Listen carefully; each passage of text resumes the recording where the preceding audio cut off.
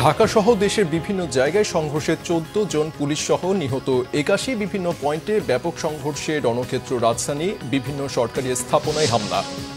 নাশকতাকারী ও police হত্যাকাণ্ডে জড়িতদের বিরুদ্ধে ক্ষমতার সর্বোচ্চ প্রয়োগের হুঁশিয়ারি ডিএমপি কমিশনারের। শিক্ষার্থীদের এক দফার সঙ্গে একাত্মতা মির্জা ফখরুলের, পরিস্থিতি মোকাবিলায় আওয়ামী লীগ নেতাকর্মীদের মাঠে নামার আহ্বান নানকের। দেখছিলেন সংবাদ শিরোনাম, এবারে বিস্তারিত। শিক্ষার্থীদের ডাকা অসহযোগ আন্দোলনে রবিবার দেশের বিভিন্ন জায়গায় ব্যাপক সংঘর্ষ হয়েছে। গুলিবিদ্ধ হয়ে বিভিন্ন জেলায় পুলিশ সহ এ পর্যন্ত ৮১ জন নিহত হয়েছেন। ফেনীতে ৮ জন, কিশোরগঞ্জে ৫ জন, নীলফামারীতে ৭ জন, নরসিংদীতে ৬ জন, সিরাজগঞ্জে ৬ জন, মুন্সিগঞ্জে ৩ জন, রংপুরে ৪ জন, মাগুরায় ৫ জন, সিলেটে ৫ জন, বরিশালে ১ জন, কুমিল্লায় ১ জন, চাঁদপুরে ১ জন, সাভারে ১ জন, বগুড়ায় ২ জন, জয়পুরহাটে ২ জন ও পাবনায় ৩ জন নিহত হয়েছে। বিভিন্ন জায়গায় আগুন দেওয়া হয়েছে আওয়ামী লীগ কার্যালয় ও গাড়িতে। এদিকে সিরাজগঞ্জের এনায়েতপুর থানায় হামলা চালিয়ে ১৩ পুলিশ সদস্যকে পিটিয়ে হত্যা করা হয়েছে। কুমিল্লার ইলিয়টগঞ্জে সংঘর্ষে নিহত হয়েছেন এক পুলিশ সদস্য। প্রতিনিধিদের পাঠানো তথ্য ছবিতে ডেস্ক রিপোর্ট। বৈষম্য বিরোধী ছাত্রদের অসহযোগ আন্দোলনে রণক্ষেত্রে পরিণত হয় ব্রাহ্মণবাড়িয়া।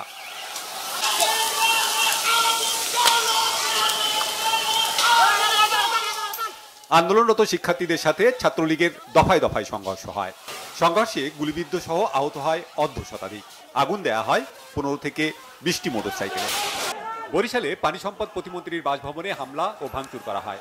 বিএনপি ও আওয়ামী লীগের কার্যালয় এবং জেলা বাস মালিক গ্রুপ কার্যালয়ে আগুন দেওয়া হয়। ত্রিমুখী সংঘর্ষে রণক্ষেত্রে পরিণত হয় চট্টগ্রাম মহানগরীর নিউ মার্কেট এলাকায়। বিক্ষোভকারীদের সাথে পুলিশ, ছাত্রলীগ ও যুবলীগের সংঘর্ষে ২০ জন গুলিবিদ্ধ সহ আহত হয়েছেন অর্ধ শতাধিক। পুরো এলাকা রণক্ষেত্রে পরিণত হয়। বিক্ষোভকারীদের লক্ষ্য করে টিয়ারশেল ও সাউন্ড গ্রেনেড নিক্ষেপ করে পুলিশ। থেমে থেমে চলে সংঘর্ষ। সিলেটে পুলিশের সাথে আন্দোলনকারীদের দফায় দফায় সংঘর্ষ হয়। ছাত্রদের ছত্রভঙ্গ করতে টিয়ারশেল ও রাবার বুলেট ছোড়ে পুলিশ। বন্দরবাজার, সুরমা পয়েন্ট ও কোর্ট পয়েন্ট, কিনব্রিজ, তালতলা এলাকায় ধাওয়া পাল্টা ধাওয়া হয়। সিরাজগঞ্জে ছাত্র জনতা বাজার স্টেশন, পানির ফোয়ারা এলাকায় জড়ো হয়। মিছিল নিয়ে যায় এসএস রোডে। মিছিলটি জেলা আওয়ামী লীগ কার্যালয়ের কাছে গেলে দলের নেতাকর্মীদের সাথে ধাওয়া পাল্টা দেওয়া হয়। চলে গুলি। আগুন দেওয়া হয় আওয়ামী লীগ কার্যালয়ে। সিরাজগঞ্জের এনায়েতপুর থানায় হামলা চালিয়ে ১৩ পুলিশ সদস্যকে পিটিয়ে হত্যা করা হয়েছে। কুমিল্লার ইলিয়টগঞ্জে সংঘর্ষে নিহত হয়েছেন এক পুলিশ সদস্য। মাগুরায় আন্দোলনকারীদের সাথে পুলিশ ছাত্রলীগের সংঘর্ষ হয়। এতে নিহত হন জেলা ছাত্র দলের যুগ্ম সাধারণ সম্পাদক মেহেদী হাসান রাব্বি। মুন্সিগঞ্জে বৈষম্য বিরোধী ছাত্র আন্দোলনের কর্মসূচি চলাকালে সুপারমার্কেট এলাকায় শিক্ষার্থীদের সাথে আওয়ামী লীগ, ছাত্রলীগ, যুবলীগ নেতাকর্মীদের সংঘর্ষ হয়। এ সময় মুহুর্মুহু গুলিবর্ষণ করা হয়। আহত হন সাংবাদিক সহ শতাধিক। খুলনায় আওয়ামী লীগ কার্যালয়ে আগুন দেয় বিক্ষুব্ধ শিক্ষার্থীরা। রংপুরে মুখোমুখি অবস্থানে আওয়ামী লীগ ও আন্দোলনকারীরা। রংপুর টাউন চত্বরে জমায়েত হয় শিক্ষার্থী জনতা। পায়রা চত্বর থেকে মিছিল নিয়ে ছাত্রলীগ তাদের ধাওয়া দেয়। এ সময় সংঘর্ষ বাধে। নগরীর পায়রা চত্বরে সিটি কর্পোরেশনের ৪ নম্বর ওয়ার্ড কাউন্সিলর হারাধন হারা ও তার গাড়ি চালককে পিটিয়ে হত্যা করা হয়। এর আগে সংঘর্ষে আহত এক যুবলীগ কর্মী মারা যায় রংপুর মেডিকেলে।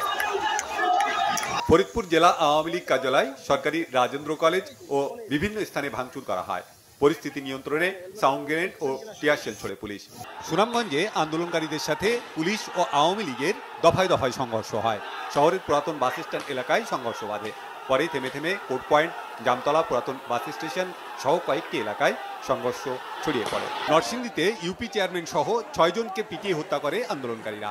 মাধবদী পৌরসভা সংলগ্ন বড় মসজিদের সামনে এ ঘটনা হয়। ঢাকা সিলেট মহাসড়কের মাধবদী বাস স্ট্যান্ড এলাকায় জড়ো হয় আন্দোলনকারীরা। অপরদিকে মাধবদী পৌরসভার সামনে এসপি ইনস্টিটিউট মাঠে অবস্থান করছিলেন আওয়ামী লীগ নেতাকর্মীরা। বাধে সংঘর্ষ। লালমনিরহাটে পুলিশ আন্দোলনকারী ধাওয়া পাল্টা ধাওয়া হয়। কালীগঞ্জে ইউএনও অফিসে ইট পাটকেল ছোড়ে আন্দোলনকারীরা। টাঙ্গাইল প্রেস ক্লাবের সামনে থেকে মিছিল নিয়ে যাওয়ার সময় শিক্ষার্থীদের উপর গুলি ও হামলা চালায় ছাত্রলীগ। এ সময় উভয় পক্ষের মধ্যে ধাওয়া পাল্টা দেওয়া হয়। বিবেকানন্দ হাই স্কুল অ্যান্ড কলেজে জেলা আওয়ামী লীগের সাধারণ সম্পাদকের গাড়িতে ভাঙচুর করে আগুন ধরিয়ে দেওয়া হয়। সাভার ও আশুলিয়ায় ব্যাপক সহিংসতা হয়। ঢাকা আরিচা মহাসড়কের ডেইরি গেট অবরোধ করে রাখেন জাহাঙ্গীরনগর বিশ্ববিদ্যালয়ের শিক্ষার্থীরা। জয়পুরহাটে আওয়ামী লীগ ও পুলিশের সাথে আন্দোলনকারীদের সংঘর্ষ হয়। গুলিবিদ্ধ হয়ে মারা যান একজন, আহত হন অর্ধশতাধিক। নীলফামারীতে গণমিছিলে বাধা দেয় পুলিশ, আওয়ামী লীগ, যুবলীগ ও ছাত্রলীগ। হয় ধাওয়া পাল্টা ধাওয়া। জেলা আওয়ামী লীগের কার্যালয় ও সংসদ সদস্য আসাদুজ্জামান নূরের বাড়িতে ভাঙচুর করে আন্দোলনকারীরা। যশোর শহরের চাষলা মোড় থেকে মিছিল বের করে শিক্ষার্থীরা। মনিহারে পুলিশ বক্স ভাঙচুর করে আন্দোলনকারীরা। খাগড়াছড়িতে শিক্ষার্থী ও আওয়ামী লীগের নেতাকর্মীদের মধ্যে থেমে থেমে সংঘর্ষ হয়। সংবাদ সংগ্রহ করতে গিয়ে আহত হন বাংলাভিশনের জেলা প্রতিনিধি HM প্রফুল্ল। চাঁদপুর শহরে আন্দোলনকারীদের সাথে যুবলীগ, ছাত্রলীগের দফায় দফায় সংঘর্ষ হয়। ধাওয়া পাল্টা ধাওয়ায় আহত হয় অন্তত 30 জন। Banglavision news desk. রবিবার পুরো রাজধানী ঢাকা জুড়ে ছাত্র জনতার বিক্ষোভ রণক্ষেত্রে রূপ নেয়। রাজধানীতে এ পর্যন্ত 7 জনের মৃত্যুর খবর পাওয়া গেছে। দফায় দফায় পুলিশ ও ছাত্রলীগের সাথে সংঘর্ষ বাধছে ছাত্র জনতার। গোলাগুলি ও ইট পাটকেলের আঘাতে ছাত্র জনতার অনেকেই আহত হয়েছেন। রাজধানীর শাহবাগে বঙ্গবন্ধু মেডিকেল বিশ্ববিদ্যালয়ের পার্কিংয়ে অগ্নিসংযোগ ও গাড়ি ভাঙচুরের ঘটনা ঘটেছে। সকাল 11টার আগেই রাজধানীর শাহবাগ, কারওয়ান বাজার, উত্তরা যাত্রাবাড়ি এলাকা রূপ নেয় রণক্ষেত্রে। বিস্তারিত ফররুখ বাবুর রিপোর্টে। বৈষম্য বিরোধী ছাত্র আন্দোলনের ডাকে অসহযোগ কর্মসূচি বাস্তবায়নে সকাল 10টার কিছু পরেই রাজধানীর শাহবাগে বঙ্গবন্ধু শেখ মুজিব মেডিকেল বিশ্ববিদ্যালয় ও হাসপাতালের পার্কিংয়ে ছাত্র জনতার সাথে ধাওয়া পাল্টা ধাওয়া শুরু হয় ছাত্রলীগের। তার আগেই পার্কিংয়ে থাকা কয়েকটি মোটর বাইক ও বাসে আগুন দেয়া হয়। এর আগে রবিবার সকাল 10টার দিকে রাজধানীর শাহবাগে ঢাকা বিশ্ববিদ্যালয় ছাত্রলীগের নেতাকর্মীরা কয়েকজনের ওপর চড়াও হলে আহত হন তারা। বেলা 11টা নাগাদ শাহবাগ এলাকা ছাত্র জনতা দখলে রেখে বিক্ষোভ করতে থাকে। তারা এক দফার দাবিতে রাস্তা দখলে নিয়ে অসহযোগ আন্দোলন কার্যক্রম বাস্তবায়ন করে।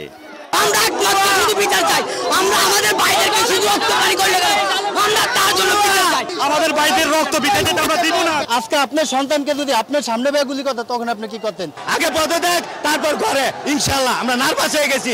জিনিসপত্র দামি কিনতে কিনতে আর আমরা পারি না। শুধু ছাত্রদের দাবি না, পুরো ফ্যামিলির দাবি। এক দফা দাবি প্রতি সমর্থন জানিয়ে সবাই রাজপথে নেমে আসুন। আমাদের ভাইদেরকে হত্যা করা হয়েছে, সাধারণ গৃহস্থ মানুষকে গুলি করা হয়েছে। কি আমাদের বিচার ব্যবস্থা তদন্ত কেন? বিচার ব্যবস্থা সংস্কার করতে হবে। বৈষম্য বিরোধী আন্দোলনে ডাকা অসহযোগ কর্মসূচি বাস্তবায়নে শাহবাগে ছুটে আসেন নারী নেত্রীরাও। এই প্রহসন বন্ধ করতে হবে, সরকারকে পদত্যাগ করতে হবে, এইটা ছাড়া আর কোনো পথ নেই। দরজা খোলা আছে বলছে বাচ্চারা বসতে চাইলে বসবে, এইদিকে দেখেন কি ম্যাসাকার করছে। শাহবাগের বিক্ষোভকারীরা পরিবাগ হয়ে বাংলা মোটর ও কারওয়ান বাজার এলাকা দখলে নেয়। সে সময় ছাত্রলীগ ও পুলিশের বাধার মুখে পড়ে ছাত্র জনতা। দুপুর 1টার পর থেকে কারওয়ান বাজার এলাকায় চলে উভয় পক্ষের ধাওয়া পাল্টা ধাওয়া। এ সময় গুলিবিদ্ধ কয়েকজন শিক্ষার্থীকে হাসপাতালে নেওয়া হয়। প্রায় 5.5 ঘন্টা কারওয়ান বাজার এলাকায় সংঘর্ষ চলমান থাকে। কারফিউ জারির পর সন্ধ্যা 6:30টার দিকে পুলিশ সাজোয়া যান নিয়ে গুলি ছুড়ে ছাত্র জনতাকে কারওয়ান বাজার ও বাংলা মোটর এলাকা থেকে পিছু হাঁটতে বাধ্য করে। এ সময় পুলিশের সাথে উপস্থিত থাকে ছাত্রলীগের নেতাকর্মীরা। এর আগে রাজধানীর উত্তরার আজমপুরে ছাত্র জনতা, পুলিশ ও আওয়ামী লীগের নেতাকর্মীদের মধ্যে সংঘর্ষ বাধে দুপুর 12টার দিকে। সে সময় আওয়ামী লীগের নেতাকর্মীদের ধাওয়া দেয় বিক্ষোভকারীরা। তারা ঢাকা ময়মনসিংহ মহাসড়ক অবরোধ করে। এদিকে রাজধানীর আফতাবনগর এলাকায় সকাল 11টার দিকে বেসরকারি বিশ্ববিদ্যালয়ের ছাত্ররা জড়ো হতে থাকে। বেলা বাড়ার সাথে সাথে বাড়ে তাদের উপস্থিতিও। ছাত্রদের সাথে যোগ দেন অভিভাবকরাও। দুপুর 12টার দিকে বিভিন্ন গলি থেকে ছাত্রলীগের নেতাকর্মীরা প্রধান সড়কে আসতে চাইলে প্রতিরোধ গড়ে তোলে শিক্ষার্থীরা। এক পর্যায়ে রামপুরা ব্রিজ, বাড্ডা, বনশ্রী, আফতাবনগর এলাকায় ছড়িয়ে যায় বৈষম্য বিরোধী আন্দোলনের সমর্থকরা। বেলা 11টার দিকে সায়েন্স ল্যাব এলাকায় ছাত্র জনতা অবস্থান নেয়। পরে সেখানে মিছিল নিয়ে আসে ছাত্রলীগের নেতাকর্মীরা। ফররুখ বাবু, বাংলাভিশন, ঢাকা। রবিবার দিনভর স্থানীয় আওয়ামী লীগের সাথে ত্রিমুখী সংঘর্ষে যুদ্ধক্ষেত্র হয়ে ওঠে মিরপুর। এক পর্যায়ে সংঘর্ষ ছড়িয়ে পড়ে মিরপুর 10 নম্বর থেকে মিরপুর 2, 11, 12, 13 নম্বর, কাজীপাড়া ও শেওড়াপাড়া এলাকায়। প্রায় 5.5 ঘন্টা ধরে চলা সংঘর্ষের পর পিছু হটে আওয়ামী লীগ নেতাকর্মীরা। মিরপুর গোল চত্বর দখলে নেয় আন্দোলনকারীরা। মোহাম্মদ সেলিমের ক্যামেরায় মুহিবুল্লাহ মুহিবের রিপোর্টে বিস্তারিত। সরকার পতনের এক দফা দাবিতে বৈষম্য বিরোধী ছাত্র আন্দোলন ঘোষিত অসহযোগ আন্দোলনের প্রথম দিনে বিকেল 3:30 পর্যন্ত মিরপুর 10 নম্বর ছিল আওয়ামী লীগ নেতাকর্মীদের দখলে। নেত্রীর প্রশ্নে আমাদের কোনো ছাড় নেই, আমরা রাস্তাতে আছি, আমরা রাজপথে থাকবো এবং রাজপথে মোকাবেলা করব। শেখ হাসিনাকে হত্যার মধ্য দিয়ে ওরা পাকিস্তানের পতাকা উড়াতে চায়। এই আন্দোলনের সাথে জড়িত জামাত এবং বিএনপি, জামাত শিবিরের যে সংগঠন সেটাকে নিষিদ্ধ করা হয়েছে, আজকে তারা মরণ কামড়ে নেমেছে। বিএনপি জামাত একসাথে হয়ে তাদের ওই স্বাধীনতা বিরোধী গোষ্ঠীকে ক্ষমতায় বসাতে চায়। সেখানকার 3 এমপি আওয়ামী লীগের অঙ্গ ও সহযোগী সংগঠনের নেতাকর্মীদের সাথে সকাল 11টার দিকে শুরু হয় সংঘর্ষ। 3 দিক থেকে আন্দোলনকারীদের আক্রমণে এক পর্যায়ে কোণঠাসা হয়ে পড়ে আওয়ামী লীগ নেতাকর্মীরা। প্রায় 5.5 ঘন্টা ধরে চলে সংঘাত। নীরব দর্শক হয়ে গেলে আগ্নেয়াস্ত্রের মুহুর্মুহু শব্দে প্রকম্পিত হয় পুরো এলাকা। ফুটপাতের দোকানীদের রাখা কাঠের চৌকি হয়ে ওঠে শিক্ষার্থীদের ঢাল। সেই চৌকি নিয়ে গোল চত্বরের দিকে আগায় শিক্ষার্থীরা। পুরো এলাকা পরিণত হয় রণক্ষেত্রে। বিকেল 3:30টায় পুরো 10 নম্বর এলাকা চলে যায় আন্দোলনকারীদের দখলে। এ সময় পিছু হটে অলিগলিতে ঢুকে পড়ে আওয়ামী লীগ নেতাকর্মীরা। সেখানে মুহূর্তেই তখন শিক্ষার্থী, অভিভাবক আর সাধারণ মানুষের উল্লাস।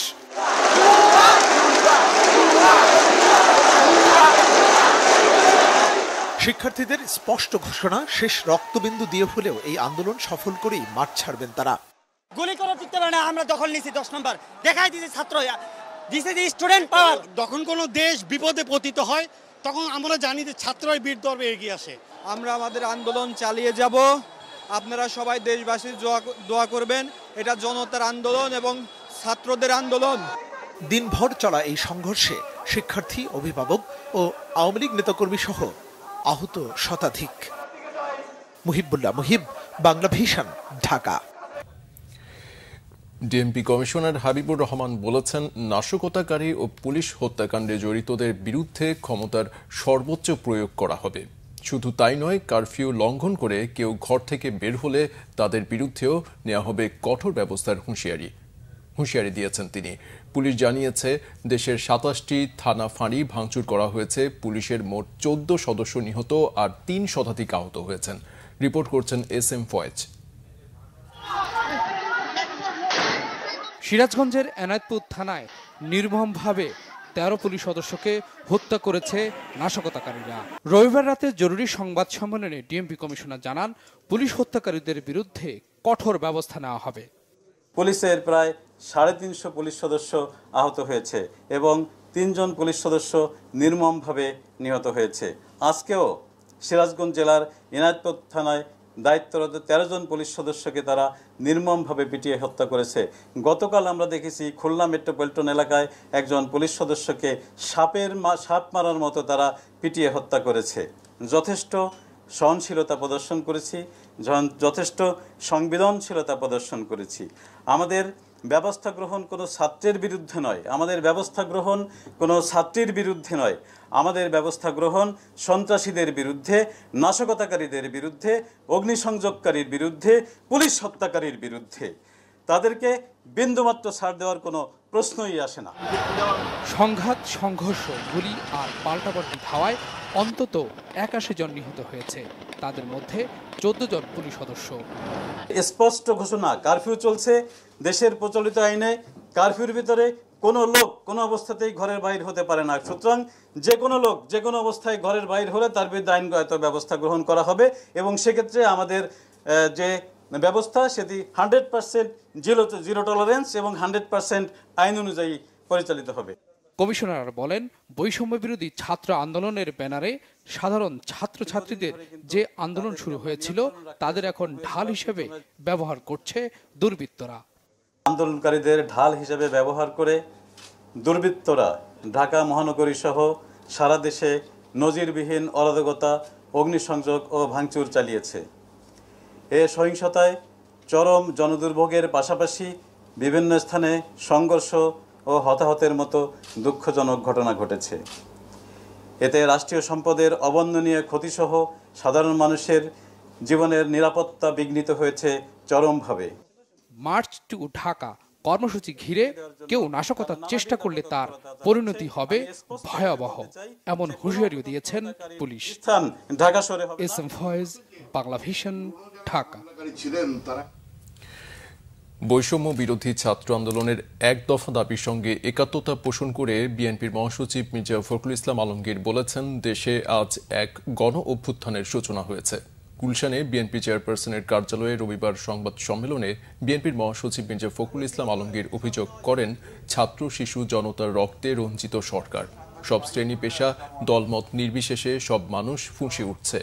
আওয়ামী সরকার যে গণহত্যা চালিয়েছে তা ইতিহাসে বিরল। ছাত্র আন্দোলন দমন করতে আওয়ামী ক্যাডার ও আইন শৃঙ্খলা বাহিনী নির্মম হত্যাযজ্ঞ চালিয়েছে। সরকার নিজেদের বর্বরতা আড়াল করতে স্থাপনায় হামলা চালিয়ে বিএনপি সহ বিরোধী দলের ওপর দায় চাপাচ্ছে। তথাকথিত তৃতীয় পক্ষ আবিষ্কারের বিরামহীন চেষ্টা জনগণ প্রত্যাখ্যান করেছে। চারদিকে শুধু নৈরাজ্য। সরকার পদত্যাগে যত দেরি করবে তত বেশি দেশ ও জাতির ক্ষতি হবে। ক্ষতি হবে রাজনৈতিক দল হিসেবে আওয়ামী লীগের। দলের সকল স্তরের নেতাকর্মী, সকল রাজনৈতিক দল এবং সাধারণ মানুষকে এই আন্দোলনে শরিক হবার আহ্বান জানান মির্জা ফখরুল। ছাত্র জনতার কর্মসূচি বানচাল করতে সরকার আবারও নিরাপত্তা বাহিনী সহ ক্ষমতাসীন দলের নেতাকর্মীদেরকে ছাত্র জনতার উপর লেলিয়ে দিয়ে আরো হত্যা, নির্যাতন, দমন, নিপীড়ন অব্যাহত রেখেছে। ছাত্র জনতার ঐক্যের মধ্য দিয়ে যে চূড়ান্ত আন্দোলন সাফল্যের দ্বার প্রান্তে উপস্থিত হয়েছে তাকে স্তব্ধ করার ক্ষমতা কারো নেই। দেশে আজ এক গণ অভ্যুত্থানের সূচনা হয়েছে। সকল শ্রেণী পেশার মানুষ স্বৈরাচারী সরকারের বিরুদ্ধে ছাত্র জনতার আন্দোলনে সমর্থন দিয়ে সামিল হয়ে গণজাগরণের সৃষ্টি করেছে। ছাত্রদের এই যৌক্তিক, ন্যায়সঙ্গত, শান্তিপূর্ণ আন্দোলনকে পূর্ণ সমর্থন জানিয়েছি। আজ আমরা আবার নতুন করে ঘোষণাকে সমর্থন জানাচ্ছি।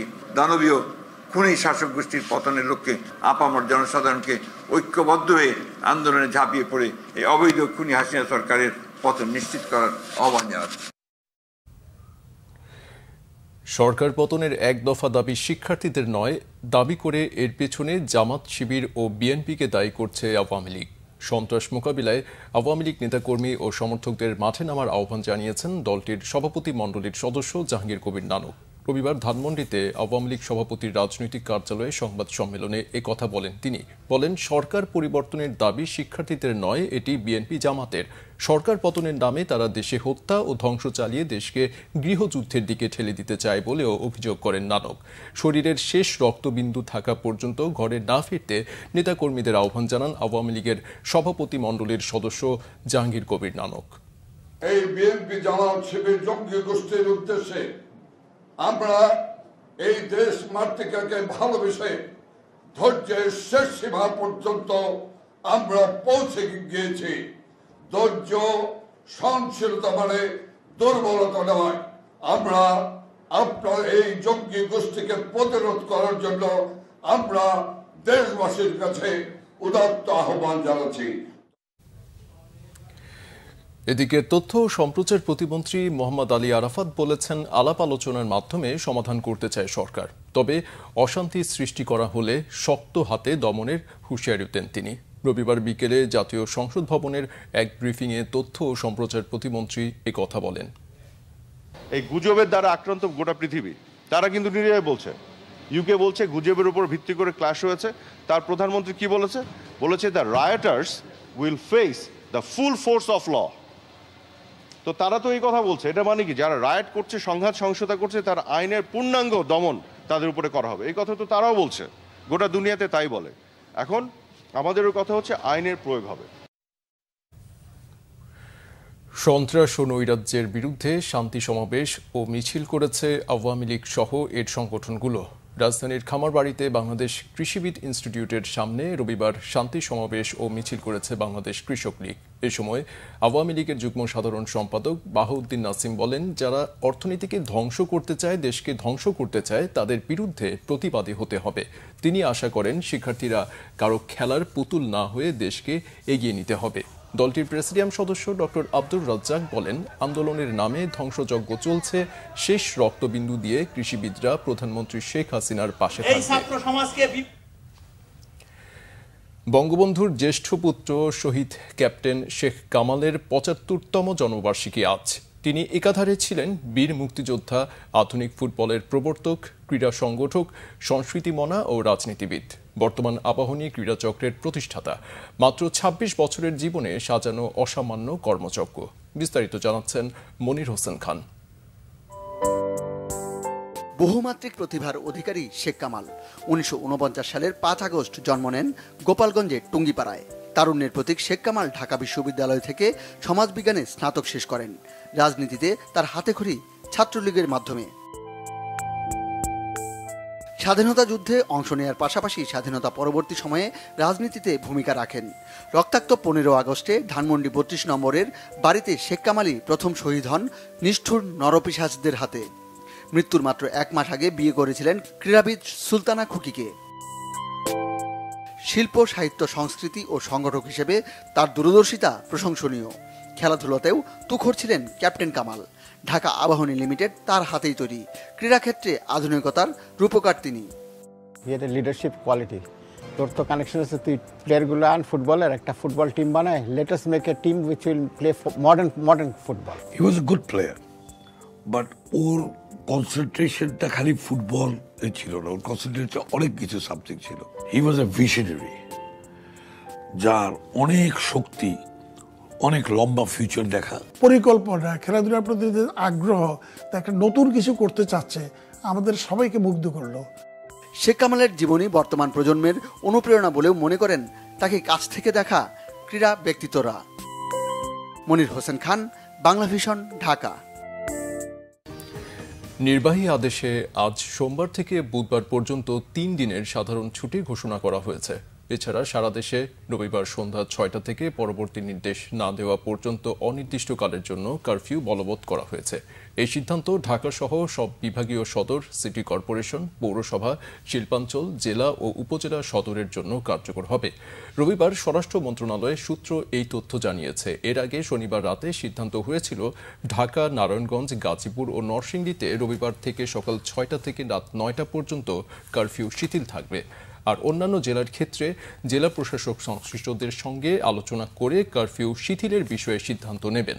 এখন গ্রাম এলাকা বাদে প্রায় সারা দেশেই রবিবার সন্ধ্যা ৬টা থেকে কারফিউ বলবৎ করা হয়েছে। এদিকে আন্তঃবাহিনী জনসংযোগ পরিদপ্তর ISPR এক সংবাদ বিজ্ঞপ্তিতে জানিয়েছে, দেশের চলমান সার্বিক আইন শৃঙ্খলা পরিস্থিতির আবারও অবনতি হওয়ায় রবিবার থেকে অনির্দিষ্টকালের জন্য কারফিউ জারি করা হয়েছে। জনগণের জানমাল ও রাষ্ট্রের গুরুত্বপূর্ণ স্থাপনার নিরাপত্তা নিশ্চিতে এই সিদ্ধান্ত নেওয়া হয়। বাংলাদেশ সেনাবাহিনী বাংলাদেশের সংবিধান ও দেশের প্রচলিত আইনের আলোকে তার প্রতিশ্রুত দায়িত্ব পালন করবে। এ ব্যাপারে জনসাধারণকে কারফিউ মেনে চলার পাশাপাশি সার্বিক সহযোগিতা করতে বিশেষভাবে অনুরোধ জানিয়েছে। আমরা সংবাদ শেষ করব শিরোনামগুলো আরেকবার জানিয়ে দিয়ে। ঢাকা সহ দেশের বিভিন্ন জায়গায় সংঘর্ষে 14 জন পুলিশ সহ নিহত 81, বিভিন্ন পয়েন্টে ব্যাপক সংঘর্ষে রণক্ষেত্র রাজধানী, বিভিন্ন সরকারি স্থাপনায় হামলা। নাশকতাকারী ও পুলিশ হত্যাকাণ্ডে জড়িতদের বিরুদ্ধে ক্ষমতার সর্বোচ্চ প্রয়োগের হুঁশিয়ারি ডিএমপি কমিশনারের। শিক্ষার্থীদের এক দফার সঙ্গে একাত্মতা মির্জা ফখরুলের, পরিস্থিতি মোকাবিলায় আওয়ামী লীগ নেতাকর্মীদের মাঠে নামার আহ্বান নানকের। এই ছিল এখনকার মতো। পরের সংবাদ সকাল 7:30টায়। এছাড়া বাংলা ভিশন সংবাদ ও সংবাদ সংশ্লিষ্ট অনুষ্ঠান দেখতে ভিজিট করুন www.bvnews24.com ও facebook.com/banglavisionnews এবং সাবস্ক্রাইব করুন youtube.com/banglavisionnews। এতক্ষণ সাথে থাকায় ধন্যবাদ।